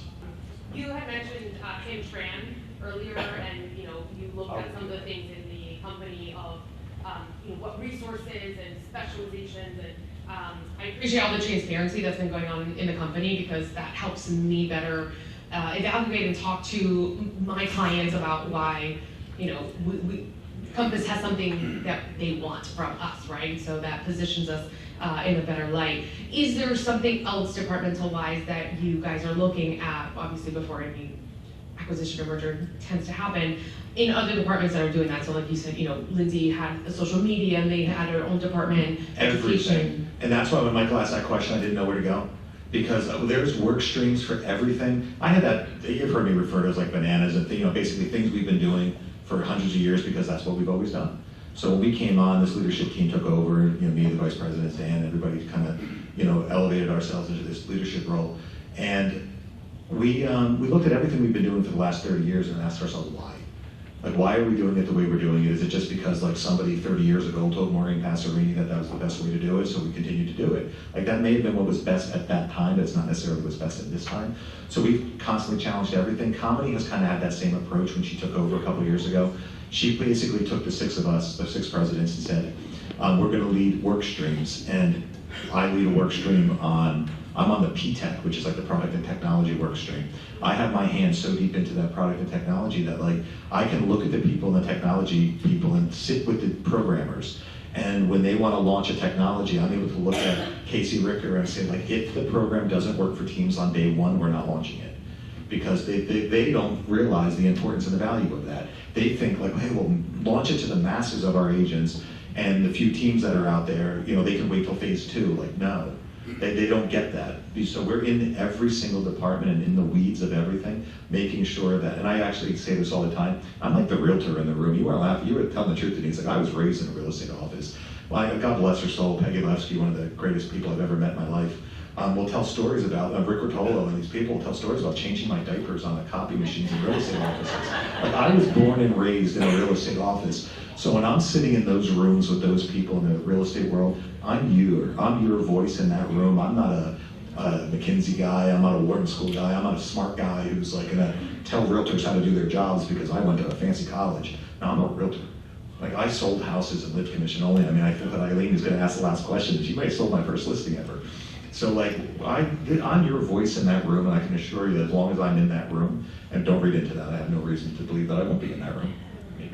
I don't make any positive statements. But as long as I'm in that room, everything will be revised and everything will get better. Rob. This is so funny for me because Eileen and I were babies together in this business. I think we were like 22 years old. We used to fight with each other about the brand and commissions when I was at CB and he was at another company. And then I came to CB and then she went to my old office. And then I after came back to the brand, to Take a hint, CB. Rob.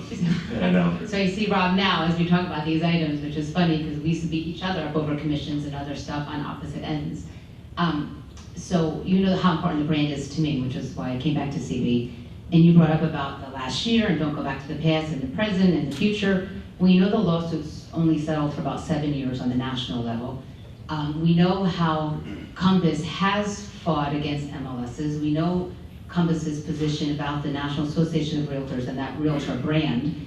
And nobody can predict the future. I'm not asking you to say stuff. I know Anywhere has legislators and lobbyists on the Hill, but that realtor brand is just as important as the CB brand and the culture.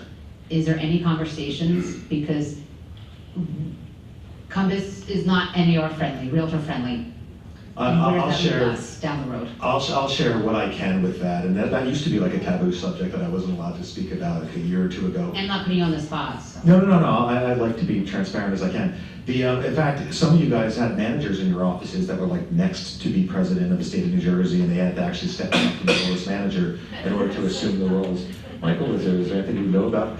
Like Michael, for example, was going to be, I think, the president of the North Central Jersey Association of Realtors, and he had to back out of that position because his passion for leading real estate offices was larger than that passion, which if it was larger, it's only by about that much, because people who run in that circle, as we all know Eileen, if you don't know Eileen Horowitz, she was the NJR president, or NJR president for what, 2 years? Longer, yeah, so she's very tied in. We have had, even the past president was a manager within our company. We've always in New Jersey operated very closely with NJR, but when those lawsuits were being settled, as a company, Anywhere distanced themselves from our relationship with NAR because some of the things that were falling inside of the code of ethics of the Association of Realtors, the National Association of Realtors, was going to be contradictory to the settlement of which our company had with the lawsuits. So there is that. I don't think as a company we ever really said we didn't value what NAR did, and NAR went through some rough. Oh no, I'm talking about Anywhere too, because we had to be lumped into that. When this happened, one of the first questions, and why I went to us with this from some of the people is, hey, can I go back to serving on the board now that Anywhere is no longer? That was my first question. That was Michael's first question, by the way, to me. And again, no answer. I don't know what the future holds because I don't think Compass has had that hard line that we had, which is we distance ourselves. We might not like it, but we always allow people to make their own decisions. In that situation, we basically said you couldn't make your own decision. Like if you were going to be an employee of ours, we couldn't have an employee of ours be within a decision-making factor of something who we settled a lawsuit that's in a difference of opinion with. So I don't know what the future stance of that. There has been zero conversation. I have heard it asked in the room, in Ryan's room of people. I have heard it asked, like, what does this look like an impact? If you noticed, I think last week they sequestered our internal conversations between us and Compass, like what conversations. I can assure you there's nothing in there that has had any meaningful, at least it's been explained to us, there's nothing they're going to see in there that looks as if there was a collusion of anything going between there. So it's going to be clear because we've always operated on the highest level. So I don't know what the future holds for what they're going to do. God, they're in a million little lawsuits over there. I don't think we're going to get pulled into it, nor do I think that we have a passion of love or dislike of that brand name. I personally grew up in the board offices and have an affinity for it. I don't know what the future holds for them. I can't even imagine what the future would look like without them. Comedy, on yesterday's call, Comedy said something I thought was interesting. She goes, because I asked her, it wasn't specific to this question, but it was like a loaded question about future. And she said, I don't know if you realize this. She goes, but the reason why we don't have all these answers is because the way this works is they make us an offer, the board of directors kind of come to terms on these offers, that's accepted, everything else is figured out later. So, I realize that it sounds like kind of, vague, but on a corporate structure level, when you get to like the CEOs, like they haven't had all these conversations yet. They don't. So that's why I can tell you, I was on a call last night, and I'm in a room, and this call is like, you would think that everybody in this room knows what's like, no, it's like, there might be people who know pieces of it, but at the end, like Michael just said, the answers aren't out there. I promise you, as I'm allowed to share them with you, our culture dictates that, like, I always am a transparent leader. I've always wanted to share everything with you. I want you to be here because you want to be a part of our company, not because you have to be a part of our company. And that comes from you wanting to be a part of it. So when I have these answers on it, like, I know where to find you. Yeah, I mean, they're going through attorney review right now. It's really I got one last. Michael wants one more question. Amy. By the way, Michael, when you were gone, Amy was saying the best things about you. The best. Only the best. Only the best. Yeah. Yeah. No, but yeah. I don't always like you doesn't mean I don't like you. Exactly. That's the greatest compliment I ever got. Exactly. I'm also the only person in the Maplewood office he did not recruit. So. Well, I shouldn't say that. There's probably a few others. No, my question is going along the lines of the lawsuit. On a macro level, have you seen any changes about the offering of commissions, like truly having it separated, kind of like thank you, decoupling? Have you seen anything in our area that's going more towards that decoupling factor? Because it's become so tiring to explain to other agents, no, we're not offering a commission. We're just not stating we're not stating an amount. And I feel like a lot of agents still can't wrap their heads around it. Just like Compass still can't wrap their heads around like not offering an MLS fee.